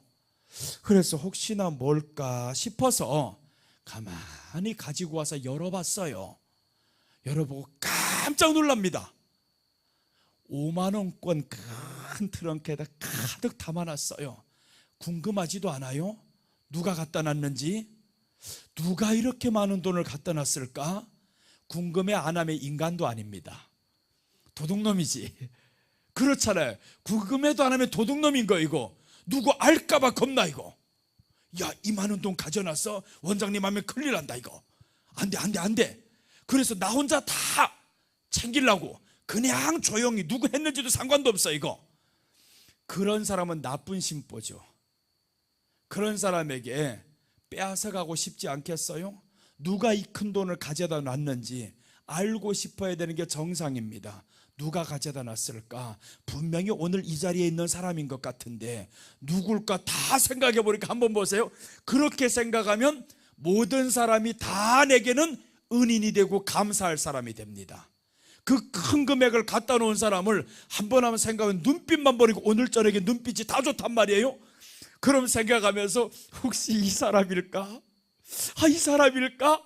그럼 이 모든 사람이 다 누가 되냐 하면 여기에 주인이 되는 거예요. 이 사람일까? 그런데 이렇게 많은 사람 다 십시일반한 것 같지는 않고 누군가가 한 사람이 갖다 놓은 건데 이름 없이 갖다 놨어. 이거 얼마나 알고 싶겠어. 누가 갖다 놨는지 지금 모르고 갔단 말이에요. 다음번에 왔는데 또 누가 한 트렁크 갖다 놨어요. 와, 그러면 이거야 여기 오는 게 얼마나 좋겠어요. 한 번 왔다 가면 트렁크 가득 채워지는데 이름도 없이 갖다 놨다. 누구지 했는데 그런 알고 싶은 마음이 있어야 되는 게 정상이란 말이에요. 그래서 오늘 내 백성이 지식을 버렸다라는 거예요. 너를 이토록 사랑했던 이 하나님을 향한 지식 내 백성이 버렸다.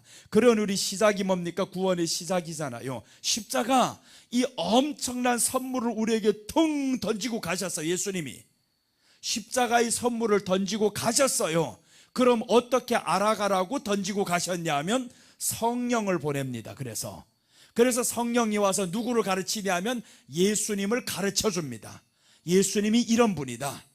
그러니까 성령을 통해서 우리는 예수님을 알아가려고 했는데, 누가 이 큰 구원을 내게 보내주셨는지 알아가려고 해야 되는데, 가다 보니까 그분을 알았어요. 이 트렁크 누가 갖다 놨는지 알았어. 드디어 야, 그분이었네. 이제 다 그분을 알았으면, 여기에서 그분을 딱 발견하는 순간 얼마나 감사하고 놀랍고 묻고 싶잖아요. 어떻게 해서 그 큰 금액을 여기에 갖다 놨어요? 목사님, 사실은 알고 있었어요. 몇십억이 있으면 저 역사관이 다 올라가는 거 알고 있었어요. 그 근심하는 거 알고 있었어요. 이렇게 대화가 되면, 그럼 내 모든 근심을 알고 있었다니요. 그 사람이 내게 영원한 은인이지. 얼마나 감사해요. 이것보다 더 큰 거 주신 분이 이 십자가를 주신 예수님이란 말이에요. 이분을 알고 싶지도 않냐? 이건 정상이 아니고 미친놈들입니다. 알고 싶지도 않다. 이거는 완전히 미쳤지. 양심도 없지. 그 큰 금액을 주신 분도 알아야 되는데, 그런데 여기에 이렇게 큰 구원을 주신 이분을 오늘 여기 보니까 버렸다라는 거예요. 내 백성이 지식이 없으므로 망하는도다. 네가 지식을 버렸으니 라고 해. 버렸다. 지식을 버렸다는 그나 하나 둘 셋 이 지식이 아니잖아요. 하나님을 아는 지식. 그래서 사도 바울이 이제 그 지식을 알려고 몸부림칩니다. 하나 더 볼게요. 빌립보서 3장 8절 3장 7절부터 봐요. 7절부터 보면 사도 바울이 모든 것을 버립니다. 해로 여깁니다. 내가 가졌던 모든 것. 그래서 이 사람이 이제 예수님을 만나고 나서 이렇게 고백합니다. 그러나 무엇이든지 내게 유익하던 것을 내가 그리스도를 위하여 다 해로 여긴다. 이제 해로 여기는 이유가 있어요. 8절입니다. 8절은 다 같이 읽어요. 시작. 또한 모든 것을 해로 여김은 내 주 그리스도 예수를 아는 지식이 가장 고상함이라. 잡아요. 뭐라고 나왔어요? 예수님을 아는 지식이 가장 고상함이라. 그러니까 사도 바울이 이제 어떻게 나오는, 뒤에서 보세요.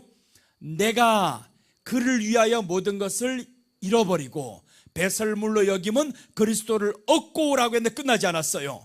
9절 보시면 어떻게 나오냐 하면, 그 안에서 발견되려 합니다. 그 지식, 하나님을 아는 지식이 가장 고상함인데, 그 고상한 지식이 내게 들어와야 배설물로 여긴다라는 거예요. 그 지식이 안 들어오니까 배설물로 여길 수가 없어요. 그러니 구원을 이루어 갈 수가 없죠. 오늘 사도 바울이 왜 이렇게 성경에서 12제자의 반열에 다시금 보충하는 제자가 되냐 하면, 예수님을 그토록 사랑했습니다. 그토록 사랑해서 그 많은 지식, 하나님을 아는 지식, 예수님을 아는 지식이 가장 고상함이라. 그러면서 내가 지금까지 알고 있던 것에 멈춰 있지 않죠.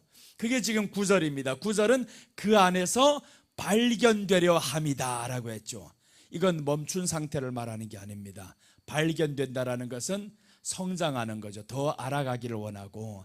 그래서 처음부터 여기서 멈춰 있으면 안 된다라는 겁니다. 여러분, 이제 우리가 멈춰 있는 상태라고 하면, 혹 그런 사람이 있으면 빨리 발견되도록 이런 자리에 나오셔야 됩니다. 어제 나왔던 사람도 오늘 밤 다 나오신 것 같아요. 이렇게 말씀을 사모하는 자리에서 한 번 또 듣고 하다 보면 이 안에요, 느낌이라도 옵니다. 찔림이라도 옵니다.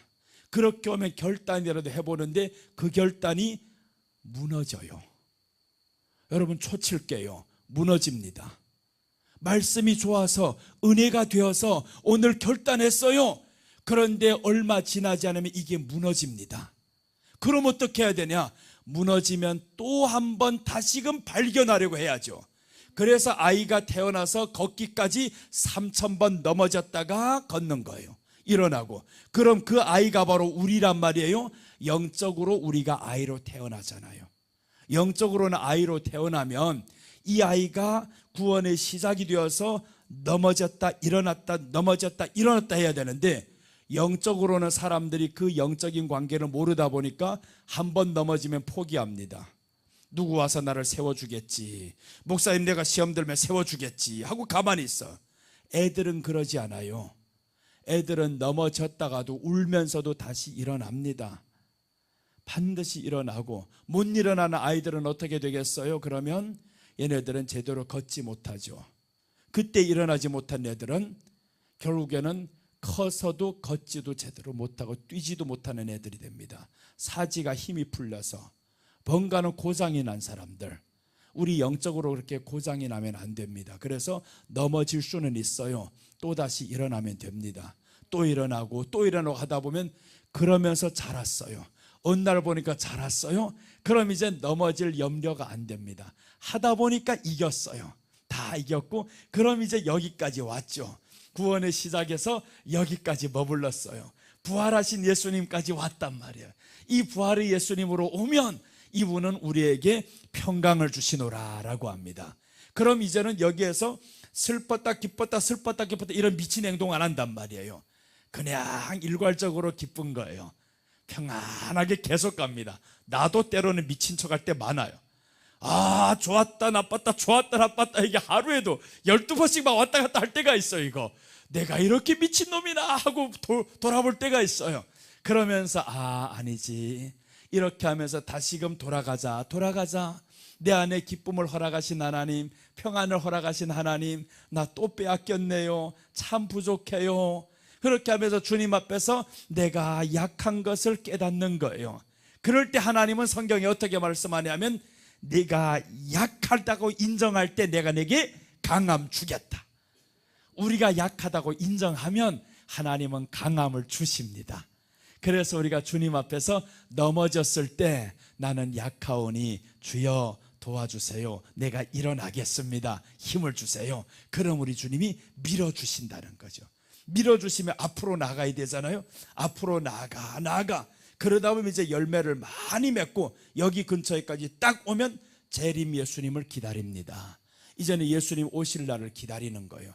그래서 사도 바울은 항상 예수님 오실 것을 기다리면서 이렇게 말합니다. 내가 너희를 한 남편인 그리스도께 중매하려고 한다. 너희가 나의 어리석음을 용납하라 이렇게 말씀해요. 사도 바울이 내가 똑똑하다 소리 안 합니다. 내가 어리석다 이렇게 말해요. 나의 어리석음을 용납하라는 거예요. 그러나 내가 너희를 그리스도께, 한 남편인 그리스도께 중매하겠다고.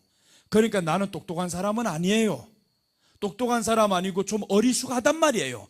어리숙한데 여러분을 어디로 모시고 싶냐 하면 예수님께, 한 남편이 예수님께로 찰싹 붙게 만들고 싶단 말이에요. 그래서 예수님께 딱 붙게 만들면 예수님이 누구한테 고맙다 그러겠어요? 야, 너 참 기특하다. 안 그러겠어요? 그게 상급이에요. 그래서 사도 바울이 상급이 누구라고 했냐면 내가 사랑하는 여러분이 나의 상급이다 이렇게 사도 바울이 말하는 거예요. 성도들이 나의 상급이라는 거예요. 그게 바로 성도들이 많고 적음이 아닙니다. 예수님께 중매된 성도가 성도인 거예요. 예수님께. 여러분, 그래서 우리가 문제가 생겼으면 예수님 찾으시기 바랍니다. 예수님만 찾고, 문제 생겼으면 원장님 이러지 말고 이제는 예수님 해야, 그럼 얼마나 좋아요. 문제만 생겼다면 원장님 찾고 목사님 찾고 사모님 찾고 그냥 덜덜덜 볶아야만이 자기 문제가 해결될 것 같아요. 3시간 4시간 하다가 안 되면 원장님 기도해 주십시오. 그럼 계속 그 상태에 머물러 있어요. 자꾸 사람 찾게 됩니다. 그래서 이제는 내게 오면 나는 주님께 보내버려요. 기도해주고 이제 주님께로 연결시켜버리고 2번 다시 오지 못하게. 여러분, 우리는 사람 2번 다시 찾지 마세요. 1-2번으로 족합니다. 어린 신앙일 때는 사람 찾을 수 있어요. 그런데 장성하는 신앙에 이제 이르러야 하잖아요. 그렇게 이르면 우리 주님이 얼마나 좋아하겠어요? 여기까지 서론입니다. 여기까지 지금 서론이고 이제 한 56분 돼도 그래도 한 절 보고 다음 달에 이어가겠습니다. 자, 이제 16장 2절 한번 볼게요. 2절 오늘 하려고 했던 내용인데 이 서론이 안 들어가면 2절 못 들어가요 또. 그래서 이제 2절 보시면 이렇게 나옵니다. 여호와께서 모세에게 이르시되 내 형 아론에게 이르라. 성소의 휘장한 법궤 위 속죄소 앞에 아무 때나 들어오지 말라. 그리하여 죽지 않도록 하라. 이는 내가 구름 가운데서 속죄소 위에 나타나. 아무 때나 들어오지 말라는 것은 들어오는 때가 있다 이 말이죠. 그 속죄소가 바로 여기입니다. 속죄일 날 속죄소로 들어가는 거예요. 대제사장이 1년에 한 번씩 여기에 들어간단 말이에요. 그래서 속죄소의 날엔 아무 때나 들어오면 안 된다. 들어와야 할 날이 있다라는 거예요. 그날만 들어와야 된다. 그럼 이 말은 뭐겠어요? 우리가 이 완전 속죄받는 이날 언제 들어가냐? 아무 때도 못 들어갑니다. 언제 들어가냐? 이분이 오셔야 들어가는 거예요. 그래서 이분이 오셔야 들어가니까 이분을 안 기다리겠어. 그래서 여기서 이렇게 나오죠. 그리하여 죽지 않도록 하라. 이는 내가 구름 가운데서 속죄소 위에 나타남이니라. 그러니까 예수님이 나타날 때 우리는 들어갈 수 있어요. 그게 바로 재림이란 말이에요. 이게 예수님이 재림하실 때 우리가 여기에서 저기로 들어가서 완전 속죄가 되는 겁니다. 완전 속죄가 돼야 다스릴 수가 있어요. 여러분, 우리에게 죄가 있으면 문제가 됩니다. 대통령도 죄가 있으면 문제가 되어가지고 결국에 다 수사받게 됩니다. 죄가 너무 노출되면 안 됩니다. 많으면 안 돼요. 그러니까 여기에서 우리가 1000년 동안 왕노릇해야 되는데 죄를 가지고 어떻게 왕노릇합니까? 그러니까 여기서 하나님이 완전 속죄를 일으키는 거예요. 완전 속죄해가지고 1000년 동안 왕노릇 할 때 아무도 너를 참소 못한다. 아무도 참소 못해야 되죠. 이번에 이제 판결이 나온단 말이에요. 대통령 판결이 나오면 그럼 하나도 죄가 찾을 것이 없어야 이게 무죄가 나오는데 여러 개 뚝뚝뚝 있으면 어쩌 할 수 없어 이거. 그러니까 우리가 지금 하나님 앞에 섰을 때 그런 거죠. 여기에 섰을 때 완전 속죄가 그래서 이날입니다. 6번째 날에 있는 겁니다. 이게 만약에 여기 앞에 와 있으면 큰일 납니다. 예수님 재림하기 전에 우리가 먼저 완전 속죄를 받았어요. 그럼 큰일 나요. 왜 큰일 나냐면 죄가 속죄받다 다시 죄를 지어요. 다시 죄를 지니까. 그러니까 우리 주님이 내가 재림하기를 기다려라. 내가 재림을 해서 너희들이 죄를 다 없애어 줄 것이다. 그러니 주님 앞에 우리가 얼마나 감사해요. 이 순서가 너무 고맙고, 처음에는 이게 이해가 안 됐어요. 아니 이 속죄를 앞에다 놓으면 더 나을 것 같은데 그랬는데, 만약에 다시 죄를 지면 어떡할 거예요? 속죄일은 지나갔고 그럼 끝나버립니다. 또다시 죄를 짓는데, 그러니 예수님이 재림하면서 그때 이제 완전 속죄, 대속죄일. 그래서 16장이 길어요. 이제 16장은 이제 다음 달 와서도 다 못 끝납니다. 엄청 길어요. 16장 끝나면서 17장, 18장, 19장은 다 뭐냐면 거룩한 백성들이 어떻게 살아야 하는가, 그것을 가르쳐주기 17장부터 나옵니다. 그러니까 속죄일이 지나서부터는 13장, 14장, 11장부터 16장, 15장까지는 다 죄인입니다. 이 죄가 어떻게 용서함 받는가, 이런 죄인들은 누구를 기다려야 하는가, 그렇게 하다 17장 딱 넘어가면서부터는 거룩한 백성입니다. 이제 거룩한 백성이 되기 위해서는 어떻게 살아야 하는가, 그렇게 율법을 가르쳐 줍니다. 그래서 17장부터는 재미있어요. 우리들의 삶입니다. 그러니까 여기 지금까지는 참 어려운 장이 11장부터 15장까지 너무 어려워요. 죄 말한다는 게 설교가 제일 어렵습니다. 그냥 삶을 편안하게 말하는 게 제일 쉽지. 그래서 뒤에부터는 쉽고 여기까지가 이제 어렵습니다. 16장까지. 근데 16장까지 배경이 딱 깔려 있어야, 그래야 이제 잘할 수 있단 말이에요. 그래서 구원 백성, 거룩한 백성으로 이르면 너무 평안합니다. 그때 우리 마음속에 하나님의 나라가 점점점 확장이 되면서 하나님의 통치를 받죠. 말씀의 통치를 받는 기쁨을 누려야 되지 않겠어요? 지식을 버리면 그럼 누리지 못합니다. 딱 누가 나를 상처 입혔을 때도 말씀으로 통치 딱 합니다. 상처 입힌 이 사람을 향해서 미워 안 하는 거예요. 내가 묵상해야 될 것은 하나님의 말씀이요, 당신의 말은 한 번 들음으로 끝이요, 내게는 아픔으로 들어오지 못합니다. 이렇게 다스리면 되잖아요. 그게 쉬운 일이 아닙니다. 쉽지 않아요. 주님이 나를 다스려야 그런 말이 상처로 안 들어옵니다. 안 들어와요. 말인데 왜 내 안에까지 침투하냐고. 음식도 아닌데 뭘 그게 그렇게 좋은 거라고 받아먹냐고, 덥석하고. 그거 알면 받아 안 먹게 되어 있어요. 근데 모르니까 받아먹어요. 누구 나를 참수한다, 험담한 다음에 그냥 귀에 다 들어와가지고 신비에까지 새겨지면서 그 인간 내가 다시는 보자 이제 벼르고 있습니다. 그럼 이것은 벌써 다 받아들인 거예요. 주님의 통치가 이 안에 없어 이거. 그래서 우리가 주님의 통치를 자꾸 확장시켜 나가야 되죠. 내가 해야 될 것은 주님 앞에서의 말씀의 묵상입니다. 여러분 이제 한 달 동안 하실 숙제가 있어요. 상처받지 마세요. 나가서 상처 주지 않으면 제일 좋지만 주지 않을 수는 없어요. 입이 열고 살아야 되니까. 입만 열었다면 상처 줍니다. 그럼 상처 줄지라도 하나님 나 상처받지 않게 해주세요. 그럼 상처받았던 이 마음이 있으면 다스리게 해주세요. 상처를 상처로 생각지 않는 이 마음을 내게 주세요. 그렇게 해서 아픔이 딱 왔으면 바로 다스리면 되죠. 아 괜찮아, 아파하지 마. 스스로 이제 위로하고 명령하고 주님의 말씀으로 다스려가고, 그렇게 며칠만 살다 보면 삶이 바뀌어지고 우울증이 떠나갑니다. 바로 우울증 고치기 사실은 너무 쉬워요. 말씀대로 며칠만 이렇게 살다 보면 떠나가요. 한순간에도 떠나가는 게 우울증입니다. 그렇게 된 배경이 있단 말이에요. 이 배경 속에서 너를 계속 힘들게 했던 이 사건 때문에 그게 이 마음에 훅 들어와 버렸어요. 자리를 잡아버렸어요. 내 힘으로 못 이깁니다 이제. 그러니까 내 힘으로 못 이기니까 우리는 말씀의 힘을 비는 겁니다. 말씀으로 이겨나가는 저와 여러분 되시기를 주님의 이름으로 축원합니다. 기도하겠습니다. 예수님 감사합니다. 오늘 하나님의 말씀 앞에서 구원이 시작이 되었습니다. 이제 구원을 이루어 가는데 성령님께서 도와주시옵소서. 성령님을 의지하며 가는 저희들 되게 하시고 지식을 버리는 어리석은 사람 되지 말아야 되겠습니다. 하나님을 아는 지식이 가장 고상함이라 했는데 이제 예수님을 알고자 하는 간절함이 우리 안에 불일 듯 일어나게 하여 주시옵소서. 게으른 생각들은 떠나가게 하시고 말씀 아닌 것에 집착하는 생각 떠나가게 하여 주시옵시고 오직 말씀만으로 살아가고 묵상하고 복 있는 사람이 되게 하여 주옵소서. 감사를 드리며 다시 오실 예수님의 이름으로 기도드립니다.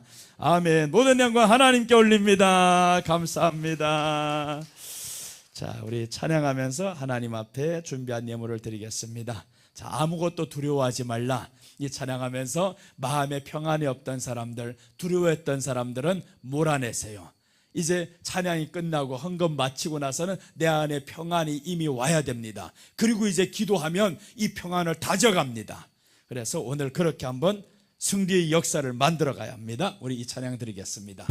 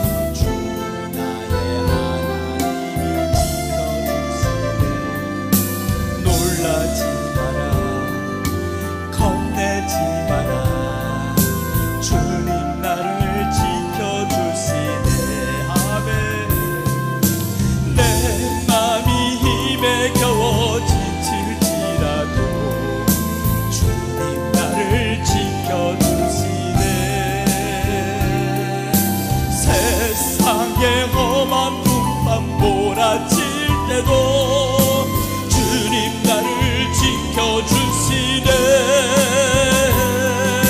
주님은 나의 산성, 주님은 나의 요새, 주님은 나의 소망, 나의 힘이 되시오.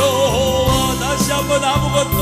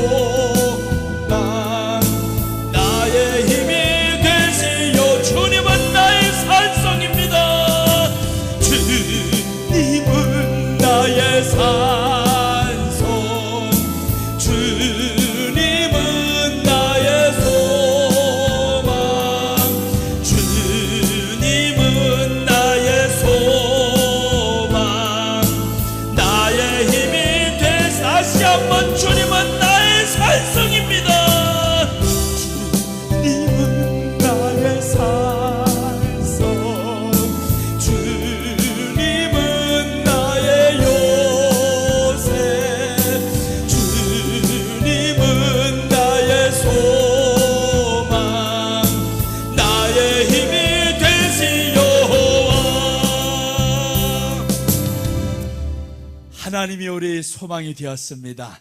산성이 되었습니다. 두려움은 떠나갔습니다. 이제는 다지겠습니다. 내 안에 평안이 있으라. 기도하겠습니다. 예수님, 오늘 주님께서 사랑하는 자들을 지켜주시옵소서. 주님이 주신 이 평안 지켜야 하겠습니다. 우리 주님 더욱 지키도록 도와주시옵소서. 하나님이 허락하신 것 어찌 악한 것들에게 빼앗길 수가 있겠습니까? 예수님, 주님은 그토록 우리를 담대하라고 하는데, 두려워하지 말라고 하는데, 환경이 너를 이렇게 힘들게 해도 나만 바라보려 하는데, 여전히 환경 앞에서 주저앉는 우리 모습을 보면서 때로는 실망하고 좌절할 때도 있지만, 이런 나라 할지언정 주님이 나를 지켜주고 계셔서 감사합니다. 주님 앞에 살아보겠습니다. 주님 앞에 오늘 평안을 받았으니 평안을 선포합니다. 우리 마음에 이 평안을 주님께서 지키도록 성령님께서 천군 천사 둘러 보호하여 주시옵소서. 마음의 근심과 걱정은 떠나가라. 아팠던 마음 평안이 있을지어다. 치유받을지어다. 깨끗하게 될지어다. 미운 사람 내 마음에 없게 하여 주시옵시고, 내 입술에 거룩한 말이 나가게 하여 주시옵시고, 생명으로 살아갈 수 있게 성령이여 도와주시옵소서. 더 이상 넘어지는 자가 아니라 이제는 세워주는 사람이 되게 하여 주시옵시고, 우리가 있는 그곳이 천국이 되게 하시고, 내 마음이 천국을 이루어서 항상 기뻐하며 살아가는 자들 되게 하여 주시옵소서. 하나님께 감동을 드리는 자가 되게 하시고, 하나님의 구원하심에 있어서 감동을 받으며 살아가는 자들 되게 하여 주시옵소서. 오늘도 주님 앞에 아낌없이 드려진 예물을 위해서 하나님 복을 빕니다. 아버지 하나님, 꼭 기도하라는 이런 기도 제목이 있습니다. 송인수 하나님 앞에 감사한금을 드렸습니다. 직분은 어떤지 모르겠지만 하나님께서 저를 지켜주시고, 하나님 이 직분을 잘 감당하게 하시고, 이 모든 예물 위에 하나님이 더욱 넘치는 은혜가 임하게 하여 주시옵소서. 이제 한 사람 한 사람 주님 앞에 이름 올려드리겠습니다. 주님 보시고